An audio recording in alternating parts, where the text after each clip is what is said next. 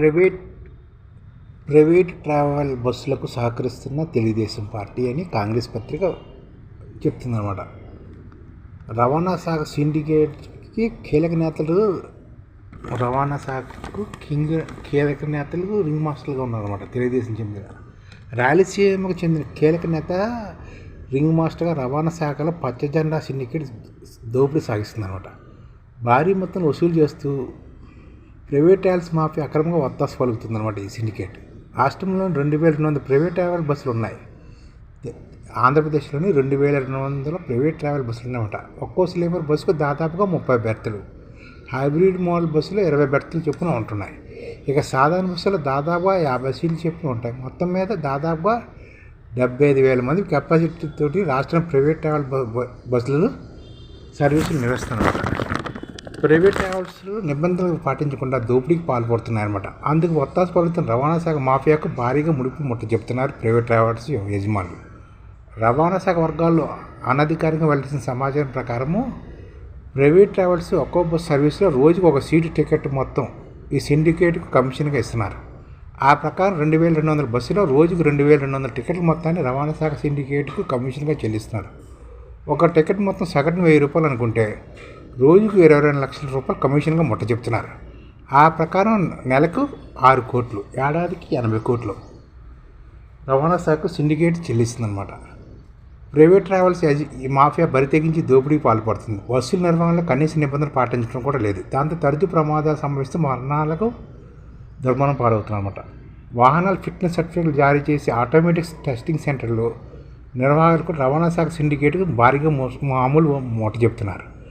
దాంతో ఆ syndicate ATS సెంటర్లు ఎలా పనిచేస్తున్నాయనే దానిపై రవాణా శాఖ పట్టించుకోవడం కూడా లేదు. ఇక కీలక నేత అండ ఉండడంతో ఏటీఎస్ సెంటర్లు నిబంధనలకు విరుద్ధంగా వ్యవహరిస్తున్నాయి.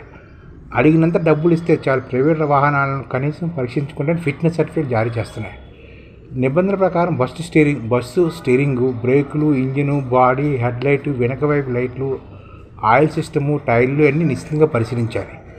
అందుకోసం ఏటీఎస్ సెంటర్లో కంప్యూటరైజ్ విధానంలో క్షుణ్ణంగా పరీక్షించి తగిన ప్రమాణాల మేరకు ఉంటేనే ఫిట్నెస్ సర్టిఫికేట్ జారీ చేయాలి. కానీ 50% ప్రైవేట్ ట్రావెల్స్ బస్సులు ప్రమాణాలు పాటించుకుంటున్నారు. ఏటీఎస్ నిర్వాహకులకు భారీగా ఫీజులు చెల్లిస్తే ఫిట్నెస్ సర్టిఫికేట్ జారీ చేస్తున్నారు.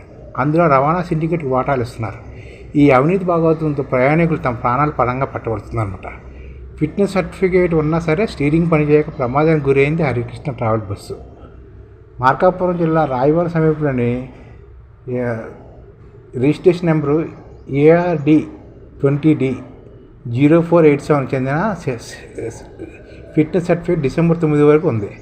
రవాణా శాఖ ఆ మేరకు ఫిట్నెస్ సర్టిఫికేట్ జారీ చేసింది. ఆ బస్సుకు 2027 జనవరి 8వ తారీఖు వరకు పర్మిషన్ ఉంది.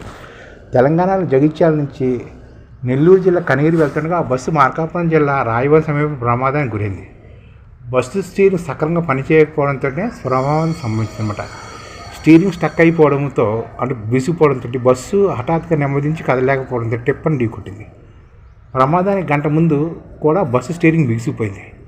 ఎర్రగొండపాలెం వద్ద స్టీరింగ్ అప్పటికప్పుడు తాత్కాలిక మరమ్మతులు చేసి బయలుదేరారు.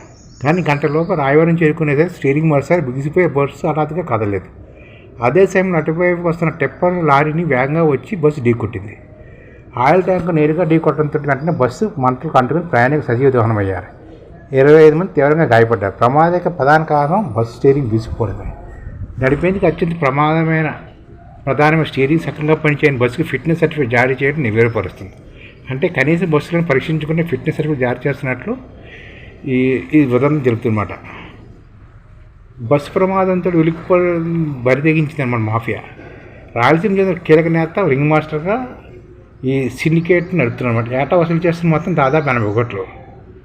ప్రైవేట్ వాళ్ళ అక్రమాల నిబంధనల విరుద్ధంగా సర్వీస్ నిర్వహణ ఆ సిండికేట్సే చూస్తుంది. ఫలితంగా తరచూ రోడ్డు ప్రమాదాలు, ప్రయాణిక దుర్మరణాలు రాష్ట్ర సాధారణమైపోయాయి. మార్కాపురం జిల్లాలో ప్రమాదం కూడా ఇలాంటిదన్నమాట. గత ఏడాది అక్టోబర్లో కర్నూలు జిల్లా ప్రైవేట్ ట్రావెల్ బస్సు అగ్ని ప్రమాదం గురి 19 మంది దుర్మరణం చెందారు. ఆ వెంటనే రాష్ట్రంలోని రవాణా శాఖ అధికారులు హడావుడి చేశారు. ప్రైవేట్ ట్రావెల్ బస్సులు తనిఖీ చేపట్టారు. ఫిట్నెస్ సర్టిఫికేట్ పేరుతో కొన్నాళ్ళు కనికట్లు కూడా చేశారు. అయితే ప్రైవేట్ ట్రావెల్స్ మాఫియా ప్రభుత్వ కీలక నేతను ఆశ్రయించడంతో వెంటనే తనిఖీలు నిలిచిపోయాయి. కేవలం 2 రోజుల విషయాన్ని పక్కన పెట్టేశారు. ఆ ఫలితమే మార్కాపురం జిల్లా తాజాగా జరిగిన ప్రమాదం అన్నమాట. ఈ ప్రైవేట్ ట్రావెల్ బస్సు ఫిట్నెస్ సక్రమంగా పరీక్షించుంటే ఈ ప్రమాదం జరిగేది కాదని పరిచయం కూడా చెప్తున్నారు. అంటే ఇది బస్సుకు ఒక టికెట్ చొప్పున కమిషన్ ఇస్తున్నారు అనమాట. ప్రతి బస్సుకి రోజుకు ఒక టికెట్ చొప్పున.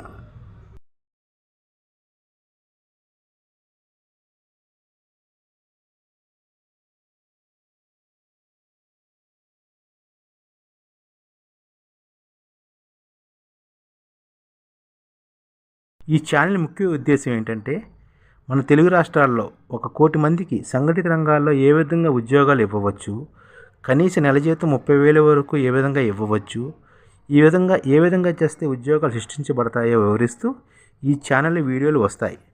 అలాంటి వీడియోలు మీకు కావాలంటే మన ఐడిఎఫ్ భాస్కర్ ఛానల్ని సబ్స్క్రైబ్ చేసుకోండి. ఐడిఎఫ్ అంటే ఇండియన్ డెవలప్మెంట్ ఫోర్స్. ఈ వీడియోలు చూసిన తర్వాత మీకు నచ్చితే లైక్ చేయండి, మీ ఫ్యామిలీ మెంబర్స్కి షేర్ చేయండి, మరియు మీ ఫ్రెండ్స్కి షేర్ చేయండి. Thank you. నమస్కారం.